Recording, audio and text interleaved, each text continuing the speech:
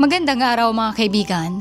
Sa dami ng magagandang probinsya sa Pilipinas, siguradong mahirap pumili kung alin ang pinakamaganda. Pero paano nga ba natin ito susukatin?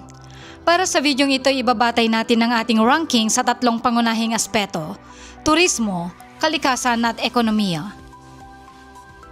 Ang turismo ay sumusukat kung gaano kaganda at kapopular ang mga destinasyon sa probinsya, pati na rin ang bilang ng mga turistang bumibisita taon-taon. Ang kalikasan naman ay tumutukoy sa likas na yaman ng isang probinsya, kung gaano ito kahalaga sa ating ecosystem at kung gaano ito napapangalagaan.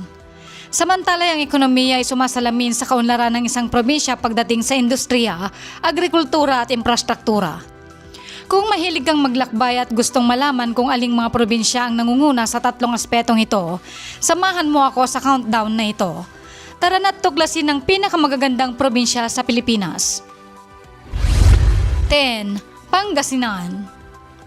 Ang Pangasinan ay isang probinsyang matatagpuan sa hilagang kanlurang bahagi ng Luzon at kilala sa magagandang tanawin, likas na yaman at matatag na agrikultura.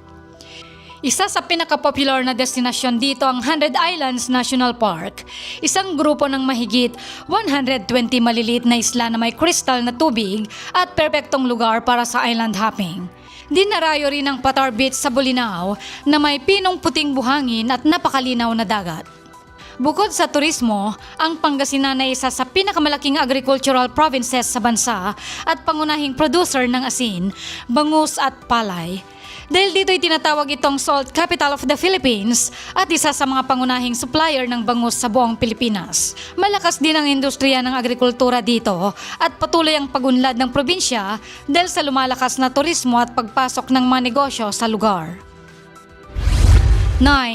Bataan. Ang Bataan ay isang probinsyang mayaman sa kasaysayan, kalikasan at industrialisasyon. Isa sa pinakatanyag na makasaysayang pook dito ay ang Mount Samat National Shrine na itinayo bilang paggunita sa kagitingan ng mga sundalong Pilipino noong World War II.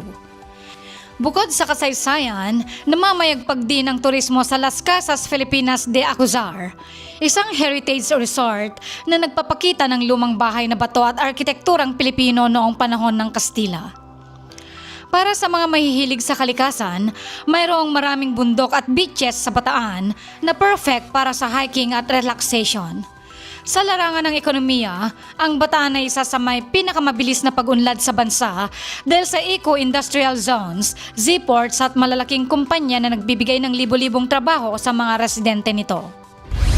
8. Ilocos Norte. Ang Ilocos Norte ay isang probinsyang matatagpuan sa pinakahilagang bahagi ng Luzon at tanyag sa mga tanawin, makasaysayang pook at malawakang paggamit ng renewable energy. Sa aspeto ng turismo, dinarayo ito dahil sa kakaibang Paway Sand Dunes kung saan maaring mag 4x4 ride at sandboarding, at ang kahangahangang Kapurpurawan Rock Formation, isang natural na limestone rock formation na hugis obra maestra ng kalikasan. Makikita rin dito ang sikat na Bangi Windmills, ang kauna-unahang wind farm sa Pilipinas na hindi lamang isang iconic tourist attraction kundi nagbibigay rin ng malinis na enerhiya sa rehiyon. Sa larangan naman ng ekonomiya, ang Ilocos Norte ay isang nangungunang producer ng renewable energy, particular sa wind at solar power, na nag-aambag sa energy sustainability ng bansa. Bukod dito, ang agrikultura ay patuloy ding lumalakas, kaya't naman ang Ilocos Norte ay isa sa mga pinakamatatag na probinsya sa Hilagang Luzon. 7. Davao del Sur. Ang Davao del Sur ay isang probinsyang tanyag sa likas na yaman, disiplina at matatag na ekonomiya. Dito ay matatagpuan ang Mount Apo, ang pinakamataas na bundok sa Pilipinas, at isang tanyag na destinasyon para sa mga mountaineers at nature enthusiast. Bukod sa bundok, sikat ang Davao sa durian, ang tinaguriang King of Fruits, at sa waling-waling, isa sa pinakamagagandang orchid sa buong mundo. Isa rin ito sa mga pinakaligtas at pinakamalinis na lugar sa bansa. Salamat sa mahigpit na pagpapatupad ng batas at disiplina ng mga mamamayan. Sa ekonomiya, ang Davao del Sur ay isa sa mga pinakamatatag at mabilis na lumalagong ekonomiya sa Mindanao na pinapagana ng agrikultura, export industry, manufacturing at international trade. Ang kombinasyon ng likas na yaman, kaayusan at matibay na ekonomiya ang dahilan kung bakit isa ito sa pinakamahusay na probinsya sa bansa. 6. Palawan. Ang Palawan ay madalas na tawaging last ecological frontier ng Pilipinas dahil sa hindi matatawarang likas na kagandahan at yaman ng kalikasan. Sa turismo, itinuturing itong isa sa pinakamagandang isla sa mundo dahil sa mga world-class destinations tulad ng El Nido, Coron at Puerto Princesa Underground River. Sa kabila ng pagdagsa ng mga turista, patuloy ang mga hakbang upang mapanatili ang kalinisan at likas na yaman ng isla sa pamamagitan ng sustainable tourism. Malakas din ang agrikultura at pangisdaan dito at patuloy na lumalago ang ekonomiya ng Palawan dahil sa ecotourism, fisheries at local enterprises. Ang kakaibang halo ng likas na ganda at maunlad na kabuhayan ang dahilan kung bakit isa ito sa pinakamakahulugang probinsya sa Pilipinas. 5. Cebu. Ang Cebu ay kilala bilang Queen City of the South at isa sa mga pinakaprogresibong probinsya sa bansa. Bukod sa pagiging isang makasaysayang lugar kung saan unang dumating si Ferdinand Magellan, ito rin ay isang sentro ng turismo, industriya at edukasyon. Sa turismo, kilala ang Cebu sa Magellan's Cross, Simala Shrine at Basilica Minor de Santo Niño. Para naman sa nature lovers, dinarayo ang Kawasan Falls sa Badyan, Osmeña Peak at ang mga beach ng Mactan at Bantayan. Sikat din ang Oslo Whale Shark Watching kung saan maaaring makipaglangoy sa mga botanding. Sa larangan naman ng ekonomiya, ay isang Cebu sa may pinakamalakas na industriya sa labas ng Metro Manila.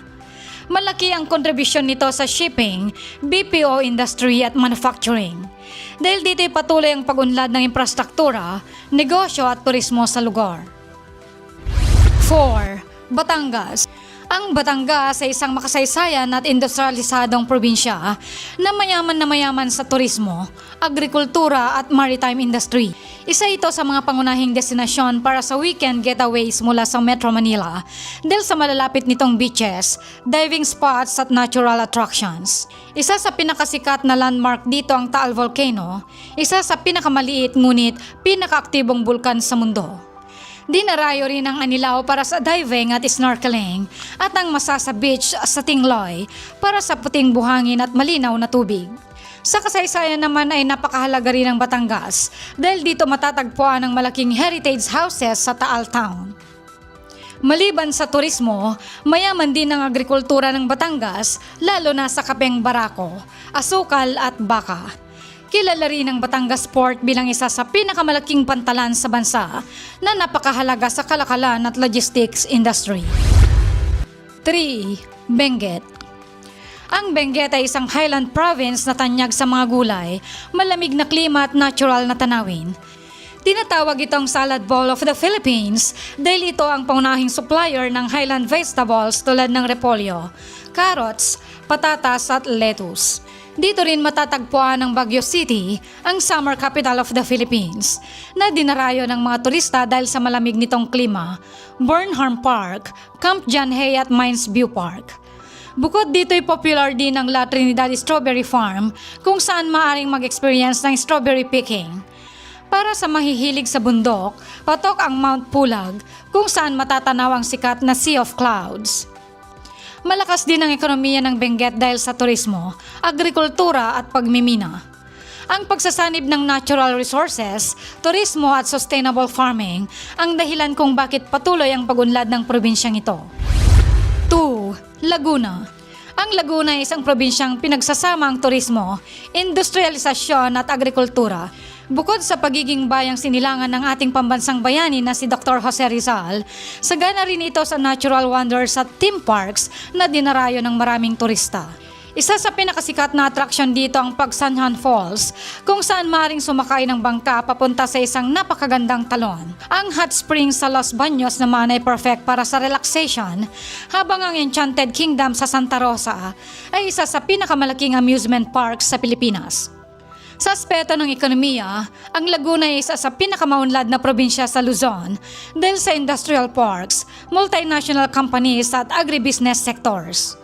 Bukod sa turismo at industriya, kilala rin ito sa coconut farming at duck farming na ginagamit sa paggawa ng sikat na balut. 1. Ilocos Sur. Ang Ilocos Sur ay isang probinsyang pinagyayaman ng kasaysayan, kultura at agrikultura. Dito'y matatagpuan ng Vigan City, isang UNESCO World Heritage Site ng may preserved Spanish-era architecture at sikat sa cobblestone street ng Calle Crisologo. Bukod sa makasaysayang lugar, mayroon ding magagandang natural attractions sa Ilocos Sur tulad ng Pinsal Falls, Besang Pass at Santiago Cove. Sa larangan naman ng agrikultura, pangunahing produkto nito ang tabako, bawang at longganisa na tanyag sa buong bansa. Kilala rin ang probinsya sa weaving industry lalo na sa Abel, Iloco, isang tradisyonal na habing tela na ginagamit sa mga kasuotan at handicraft. Sa pagsasama-sama ng turismo, agrikultura at cultural heritage, hindi maikakaila kung bakit ang Ilocos Sur ang nangunguna sa ating listahan. At ayan na ang ating top 10 na pinakamagagandang probinsya sa Pilipinas batay sa turismo, kalikasan at ekonomiya. Ang bawat probinsya ay may kanya-kanyang ganda at ambag sa ating bansa. Ano sa tingin nyo kaibigan? Sangayon ba kayo sa ranking natin o may probinsya pa kayong gustong idagdag? I-comment lamang sa ibaba. Huwag kalimutang mag-like, share at subscribe na rin para mas marami pang ganitong content. Muli, maraming salamat sa panonood at suporta kaibigan.